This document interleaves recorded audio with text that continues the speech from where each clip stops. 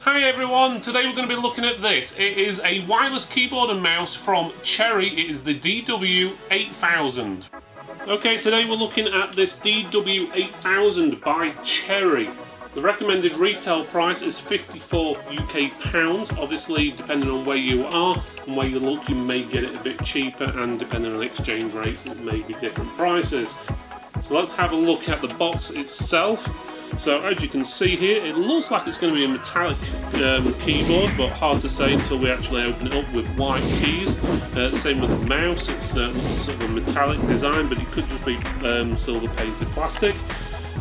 Good thing about Cherry boxes, they can be a bit plain, but they are directly to the point, so you know exactly what you're getting. Generally the items inside are to scale with the pictures on the actual box, and depending on where you look in the box, you'll actually see what the item looks like at different angles. For example, if we look at this side, it will show you the actual keyboard, how thin it is, so you can actually see what it would actually look like.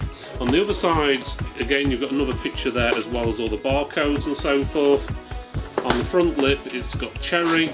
On the bottom, you've got all the specifications in multiple different languages, which is basically what I read out to you a few minutes ago, with a few different logos saying it works with Windows and all this, that and the other. Okay, so let's open this up and see exactly what we've got inside. Okay, so the first thing we see is the actual keyboard there, and it does look quite nice and it does stand out. We've got the mouse as well, and the USB adapter. It's not a nano adapter, it does look like a sort of size you would get on most USB memory sticks and stuff like that in a PC. Each item is individually wrapped in plastic. Unfortunately, that's not good for the environment, so it'd be a good idea to get rid of that plastic, in all honesty. With a sealed box, you really need each item wrapped in plastic. So the mouse itself is there. It does have a nice bit of weight to it actually. It is plastic, does look metallic, but it is plastic. The mouse has quite a bit of weight behind it, so that's quite good. So let's just move the mouse and the adapter there.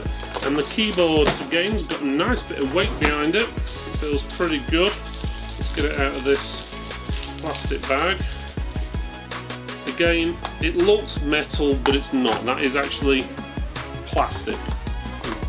No metal to that, but it is painted in a silver. It does look like sort of a bit like a Apple-ish style keyboard is probably the best way of putting it, but obviously this is designed for Windows, which you can easily tell on the keyboard by the Windows key.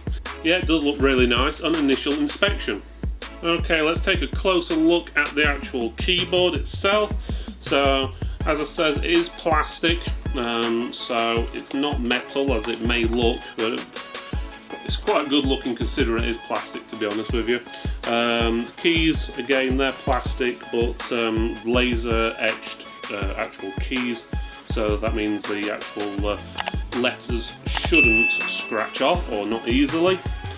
So that's pretty good, and they've got their logo at the bottom. Bear in mind there's no wrist rest or anything like that, or palm rest, or whatever you want to call it, on here. And it does have a little LED status light there. On the back, pretty straightforward. You've got some mini rubber bits at the bottom to stop it sliding, slightly raised in these two corners here to keep it flat, and then you've got your battery compartment there as well, which takes AAA batteries, 2 of them. There is a switch there for on and off, so you can turn it on and off when you're not using it. So, but it does have a nice bit of weight behind it. So, and to type on here, just to give you an idea what it sounds like. So it's actually pretty quiet, so I won't say it's the quietest keyboard in the world, but it's not far from it. So, and it's actually quite low profile as well, so the keys don't stick up. So if you're one for a person who likes big chunky keys, may not be for you. It's a very much like, probably the best way of putting it is like a modern laptop, the way the thickness of the keys are there. They just stick out slightly from the laptop itself. It's a very similar sort of style and design, but that is on there. Also on here you've got different options for volume, up and down on there, forward and so forth. which is pretty good. You've also got play, print screen and all your other different features on there.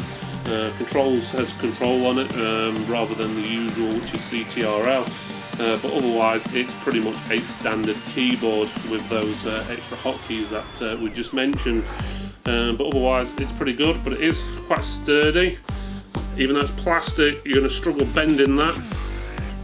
It's probably got a fraction of a give in it, which I'm talking a fraction, so in reality you could do pretty well with that, to be honest with you. I can't see that breaking anytime soon. Even though it is plastic and not metal, it does seem like a very, very good build quality.